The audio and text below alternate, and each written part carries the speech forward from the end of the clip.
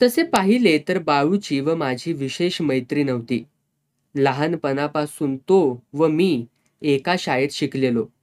तो माझ्यापुढे एखादे वर्ष असेल इतकेच काय ते. पण अभ्यासासंबंधी विरोधी भक्ती, शाळेबाहेरील इतर सर्व चळवळीमध्ये भाग घेण्याची उत्सुकता, केसांचा भांग व धोतराचा काच्या झाकीत ठेवण्याबद्दलची आस्था इत्यादी गुण दोघात सारख्याच प्रकर्षाने असल्यामुळे आम्ही दोघे एकमेकाला चांगलेच ओळखून होतो. जोगळेकरांच्या हॉटेलात आम्ही दोघे बरोबरीने कधीच गेलो नसलो तरी दोघांच्या त्या ठिकाणी साहेबजी झाला नाही असा त्यावेळी क्वचितच एखादा दिवस गेला असेल. आर्यनच्या शेवटच्या शोला मसालेदार पट्टी दातात चगळीत शेवटच्या रांगेला जाऊन बसावे व मध्येच उजेड होताच आजूबाजूला आपल्या ओळखीची कुळे आहेत किंवा नाहीत ते चौकस नजरेने पाहावे. तोच 2 रांगा टाकून पलीकडे एका खुर्चीवर पाय पुढे ताणून बसलेल्या बाळूचा अर्ध चेहरा दिसला नाही असे कधीच व्हावयाचे नाही. शाळेमध्ये एकमेकांची गाठ महिना महिना पडली नाही तर बँडच्या दिवशी इम्प्रेस गार्डनमध्ये, रविवारी संध्याकाळी बंड गार्डनवर व इतर दिवशी सायंकाळी फर्ग्युसनच्या टेकडीवर एकमेकांची नजरभेट झाली नाही असे कदापिही व्हायचे नाही. एवढंच. आम्ही एकमेकांच्या खांद्यावर हात ठेवून सायकलवरती फिरणारे दोस्त नसलो तरी एका कक्षेत फिरणारे ग्रह होतो. ग्रहमालिकेत अहोरात्र फिरणाऱ्या नवग्रहात हा मागे व तो पुढे अशी ज्याप्रमाणे नंबरवारी लावता येणे अशक्य आहे, तद्वत अभ्यासाचे नव्हे, इयत्तेच्या बाबतीत बाळूची 1 वर्षाची वडिलकी वजा केली तर बाकीच्या गोष्टीत आम्ही दोघेही एकमेकांना हार जाण्यापैकी नव्हतो. बाळूने स्टुडंट स्नफ ची बाटली खिशात बाळगण्याच्या आधीच मी पानपट्टीची डबी कोटाच्या आतल्या कप्प्यात ठेवून राहिलो होतो. स्वतःची उगवलेली शेंडी बाळूने छाटण्याआधीच ओठांवर न उगवलेल्या केसांची साफसफाई करण्याची मी सावधगिरी बाळगलेली असल्याने बाळूला मी केसभरही पुढे जाऊ दिले नव्हते. मात्र एका बाबतीत बाळूने मला चांगले चित केले. मी पासिंग शोचे पहिले पाकिट विकत घेतले असेल नसेल, तोच मला बाळू लखपतीच्या पुस्तकाची पाने उलटून त्यावर पेन्सिलीच्या खुणा करीत असताना दिसला होता. त्या दिवसापासून बाळूच्या संबंधी माझे मत पार बिघडून गेले. बाकी त्याचे माझ्या संबंधी काय मत होते ते कळण्याला मला मार्गच नव्हता. यापुढे बाळूच्या संबंधी मी वाटेल त्या बातम्या ऐकावयाला तयार झालो असतो. नाटकातील स्त्रीपात्री, डोअरकीपर, स्टेशनवर नंबर टेकर, झिंजा वाढविलेला सिनेमा नट, रेस कोर्सवर वधारो विकणाऱ्या पोऱ्या इत्यादी अनेक हुद्द्यांच्या जागा मी बाळूसाठी कल्पनेने चितारून ठेवलेल्या होत्या. त्या वर्षी बाळू प्रिलिमिनरी परीक्षेतून पसार होण्याऐवजी त्या परीक्षा आधीच पसार झाल्याची बातमी कळली. मला मुळीच आश्चर्य वाटले नाही. लांबचा नातेवाईक मेल्याची बातमी ऐकून क्षणैक गंभीर चेहऱ्याने सुटला एकदाचा. या अर्थी सुस्कारा टाकणाऱ्या माणसा इतकाच मला बाळू अभ्यासी जगातून सुटल्याबद्दलचा विषाद वाटला. त्यानंतर तो पुन्हा मला कधी दिसला नाही व मीही त्यासंबंधी कधी कोणापाशी चौकशी सुद्धा केली नाही. पुढे 4 वर्षांनी मी BAच्या परीक्षेस बसण्यासाठी मुंबईस गेलो होतो. परीक्षा आटोपल्यानंतर दुसऱ्याच दिवशी दुपारी बोरी बंदरवर रेल्वेत माझे एक मावस भाऊ नोकरीस होते. त्यांना भेटून आलो व परत गिरगावात जाण्यासाठी 6 नंबरची ट्रॅम पकडावी म्हणून मी एम्पायर हॉटेलच्या समोर उभा राहिलो. बराच वेळ झाला तरी ट्रॅम येईना. उभे राहून अगदी कंटाळा आला होता व अंगाचा विलक्षण उकाडा होत असल्यामुळे घसाही कोरडा पडला होता. म्हणून कोपऱ्यावरच्या इराण्याच्या हॉटेलात थोडेसे ड्रिंक घ्यावे म्हणून आत शिरून एका कोपऱ्यातील टेबलापाशी बसलो. एक आईस लेमन म्हणून पोऱ्याला ऑर्डर देऊन जरा इकडे तिकडे पाहतो, तो माझ्यापासून 2 हातांवर दुसऱ्या एका टेबलावर एक बशी भरून आणलेल्या कालवनातील कसल्याशा गोळ्यांवरती काटासुरी चालवीत असलेला बाळू दृष्टीस पडला. इतक्या वर्षानंतर अशा अचानक तऱ्हेने बाळू दृष्टीस पडताच मी पूर्वीच्या अप्रिय आठवणी क्षणमात्र बाजूला ठेवून त्याला हाक मारली. कदाचित आपण त्याला असले काहीतरी खाताना पाहिले म्हणून तो शरमून फारसा बोलणार नाही असे मला क्षणमात्र वाटले. पण मला पाहताच हॅलो ओल्ड चम असे म्हणून तो उठून जवळ आला व जोराचे हस्तांदोलन करून मला आपल्या टेबलावरती घेऊन गेला. ऐटबाज इंग्लिशमध्ये बाळूला बोलताना मी प्रथमच ऐकले. ही त्याची अलीकडचीच कमाई असावी असा मी तर्क केला. त्याचा चेहराही फारसा बदललेला नव्हता. पण वयाची वाढ त्याच्या साफसूफ केलेल्या गालावरील हिरवटसर रंगावरून दिसून येत होती.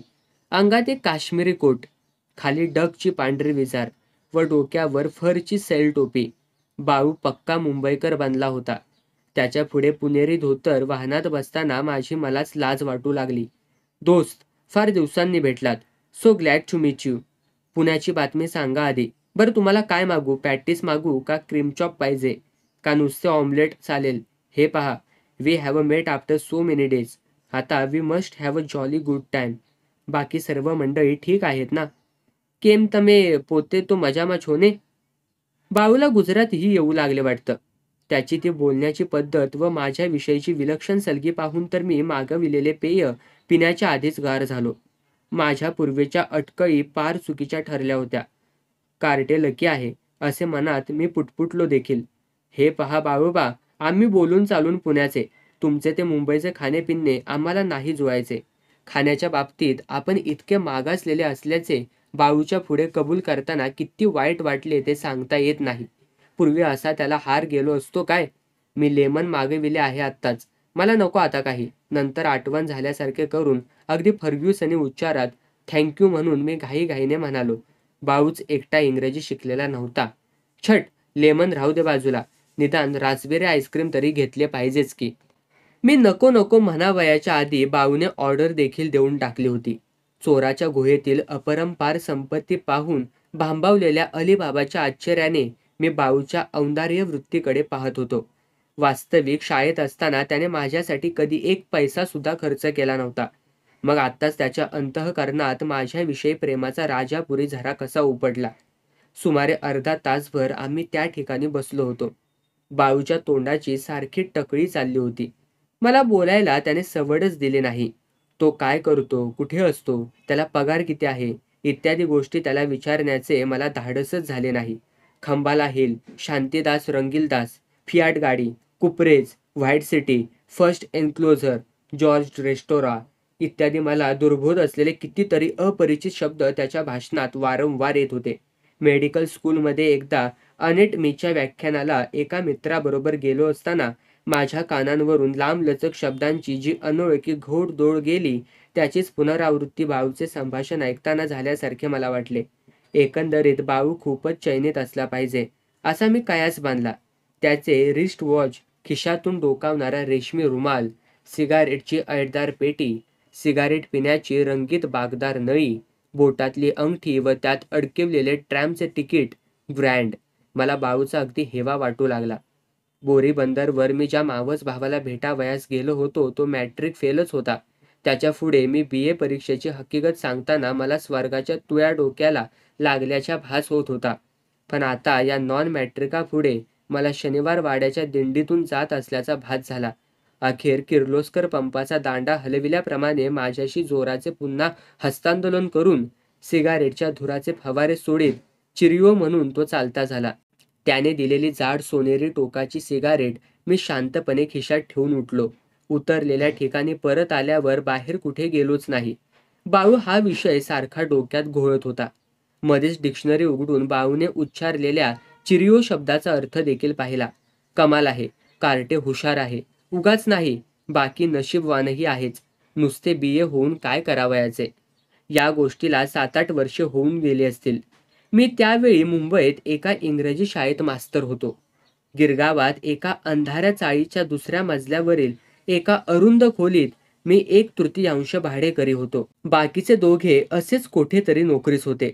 सकाळी उठून प्रार्थना समाज समोरील हॉटेलात एक सिंगल व छाटका शिरा घशाखाली घालून थोडेसे इकडे तिकडे हिंडावयाचे. नंतर बाळा भागवता या खानावळीतील पहिली पंगत पकडावयाला पळायचे. तिथे 4-2 घास खाऊन शाळेचा रस्ता गाठावयाचा. 5 वाजता चौपाटीच्या वाळूत जाऊन पसरायचे. तेथे अर्धा आण्याची खारी शेंग खाऊन पुन्हा बाळा भागवताच्या गुत्त्यावर यावयाचे. फार झाले तर क्वचित एखाद्या रात्री ग्रँड रोडवर चक्कर मारून यावयाचं. अशा तऱ्हेने माझे आयुष्य चालले होते. मुंबईचा अगदी वेट आला होता. पण करणार काय? एके दिवशी संध्याकाळी बाळा भागवतास छाट मारून माधव आश्रमाची लज्जत घ्यावी असा विचार करून तिकडे वळलो. खिशात अवघे 14 आणे होते. 12 आण्यात माधव आश्रमातील जेवण उरकून व बाहेरील टेबलावर ठेवलेली सुपारी सढळ हाताने तोंडात टाकून मी चगळत चगळत बाहेर पडलो. तोच उजव्या बाजूने येणाऱ्या एका जोडप्याकडे माझे लक्ष गेले. कोण? बाळू? शक्य नाही. पण तोच. होय, बाळूच तो. पूर्वीचा त्याचा अवतार किती बदललेला होता. त्याचे शरीर आता स्थूल झालेले होते. डोक्यावर पूर्वीच्याच काळजीने भांग पडलेला. अंगात काळा सर्चचा कोट व आत पोलो गळपट्टीचा पांढरा शर्ट, पायात खाकी अर्धी विजार, उंच पायमोजे, हातात एक बारीक छडी आणि बरोबर 20 वर्षांची मुंबई पद्धतीचा शृंगार जरा फाजीलच थाटाने केलेली एक सुंदर तरुणी.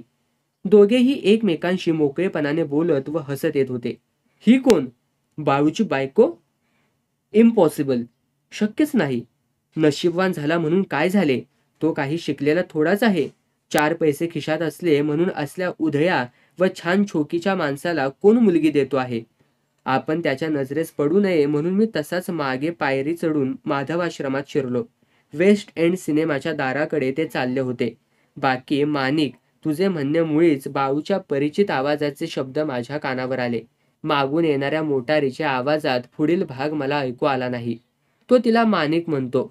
मग अगदीच क्लिअर, ती त्याची बायको असणे शक्यच नाही. असल्या उपऱ्या माणसाला बायको? मी क्षणेक मनात हसलो, पण मनाचे समाधान झाले नाही. ही त्याची बायको नाही तर मग कोण? खास बाळूची काहीतरी भानगड दिसते आहे. बाकी कार्टे पहिल्यापासूनच तसे म्हणा. I am not a surprise. किंचित काळ मी विचारात पडलो. खिसे चपापून पाहिले. फक्त 2 आणे शिल्लक होते. तसाच धावत वेस्ट एंड सिनेमाकडे गेलो.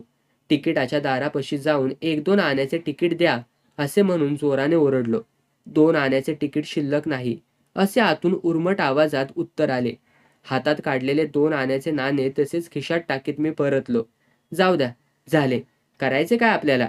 इतक्यात बाल्कनीच्या दारातून सिनेमागृहामध्ये शिरताना बाळू व त्याचे कुटुंब पुन्हा दृष्टीस पडले. जाऊ द्या का म्हणून?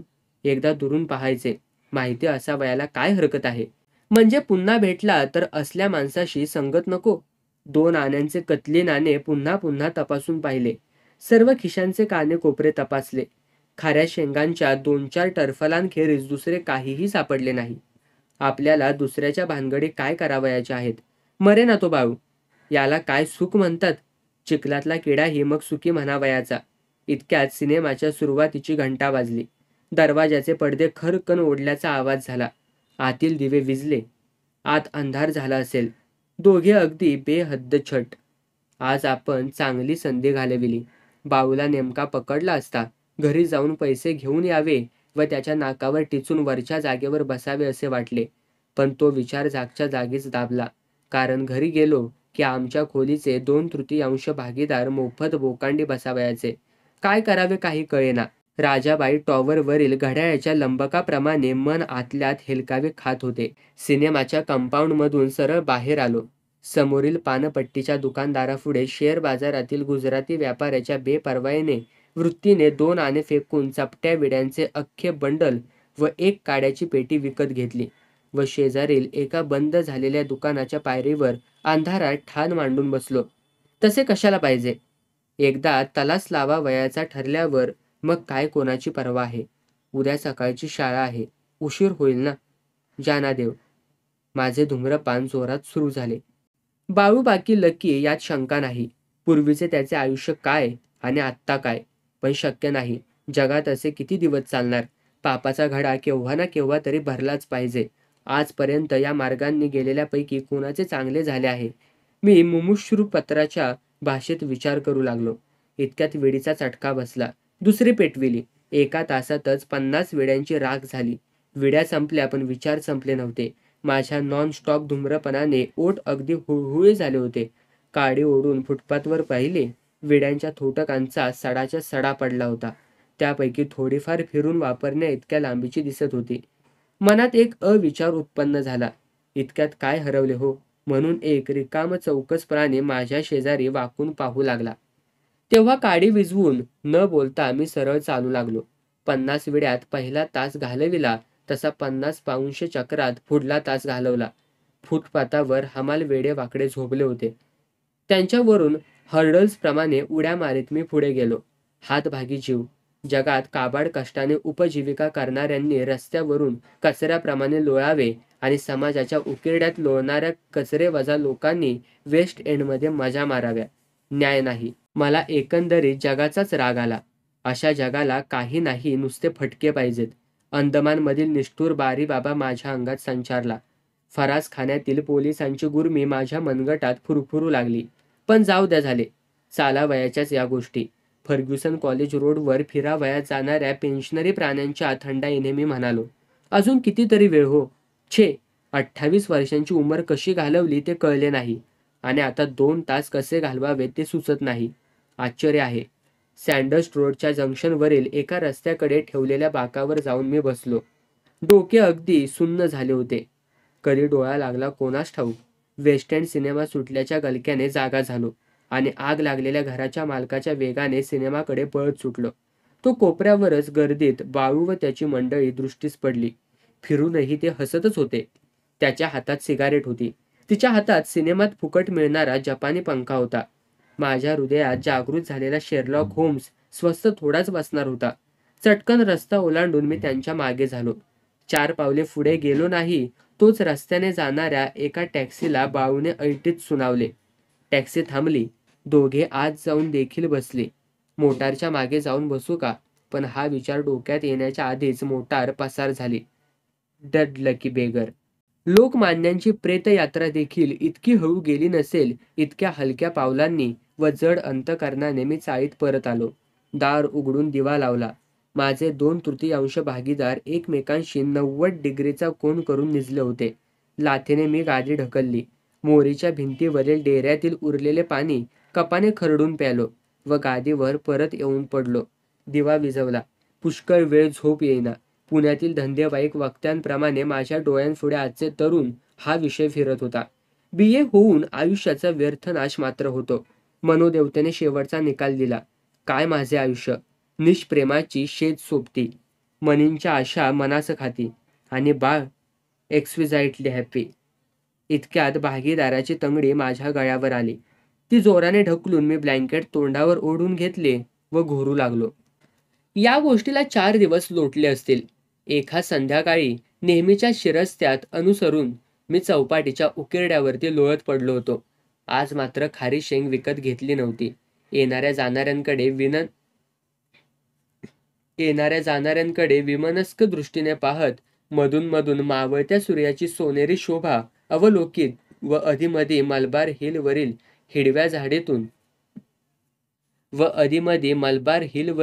हिरव्या झाडीतून डोकावणाऱ्या बंगल्याकडे बघत मी कसा तरी वेळ घालवित होतो. इतक्यात मागून हॅलो ओल्ड चम असे म्हणून परिचित शब्द कानांवर पडले. अंगावर बर्फाचे पाणी टाकावे त्याप्रमाणे मी खडबडून उठलो. मागे पाहतो तो बाळू व त्याची मंडळी पूर्वीपेक्षाही अधिक झोकात, शेमलेस, दिवसाढवळ्या देखील हिंडतात वाटतंच आले. मनात चटकन विचार येऊन देखील गेले. मी लिथो प्रेसवर छापलेल्या चित्राप्रमाणे हसरा चेहरा करतो तो बाळू माझ्या खांद्यावर हात ठेवून म्हणाला, अरे किती वर्षांनी भेटलास दोस्ता. Manik, he is my very old friend बरं का. इतके दिवस मी मेसोपोटेमियामध्ये होतो, त्यामुळे आमची गाठ पडली नव्हती. आता माझी इथेच बदली झाली आहे बरं का. अरे पण excuse, let me introduce to my wife to you. नुकतेच आमचे लग्न झाले. जुहूच्या किनाऱ्यावर येणाऱ्या